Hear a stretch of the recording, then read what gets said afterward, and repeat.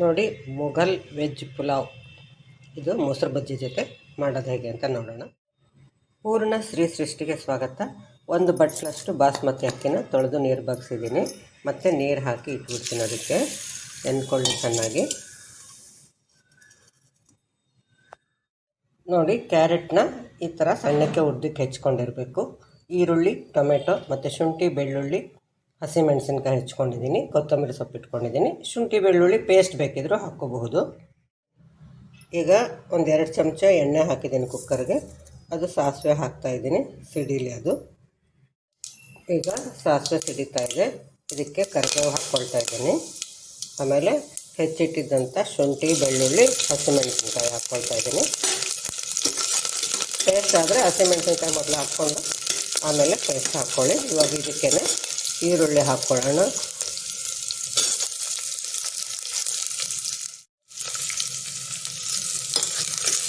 ಇದು ಒಂದು ಸುತ್ತು ಹೀಗೆ ಹುರ್ಕೊಳ್ಳೋಣ. ಪೂರ್ತಿ ಏನು ಫ್ರೈ ಆಗಬೇಕಾಗಿಲ್ಲ.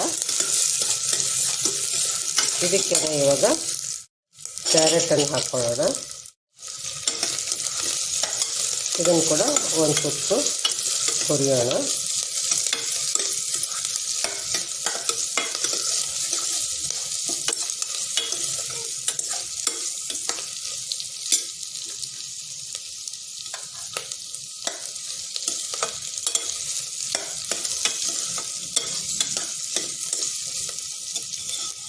ಇದಕ್ಕೆ ಈಗ ಟೊಮೆಟೊ ಹಾಕೋಣ. ಈಗ ಈ ಮೂರನ್ನು ಸೇರಿ ಒಂದು ಸುತ್ತು ಹುರಿಯೋಣ. ಇದಕ್ಕೆ ಉಪ್ಪು,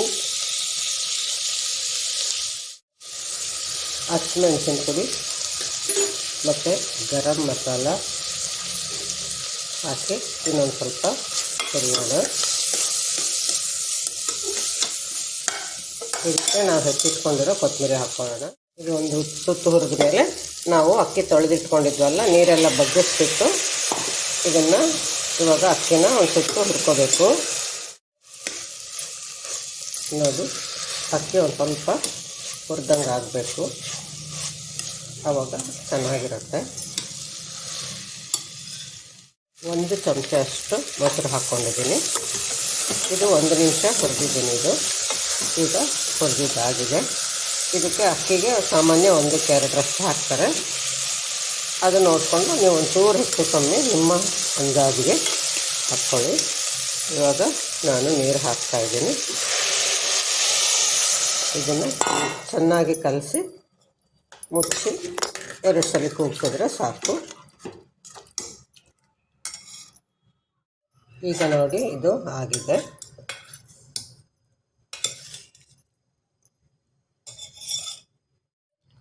ಈಗ ನಮ್ಮ ಮೊಘಲ್ ವೆಜ್ ಪುಲಾವ್ ತಿನ್ನೋದಕ್ಕೆ ಸಿದ್ಧವಾಗಿದೆ.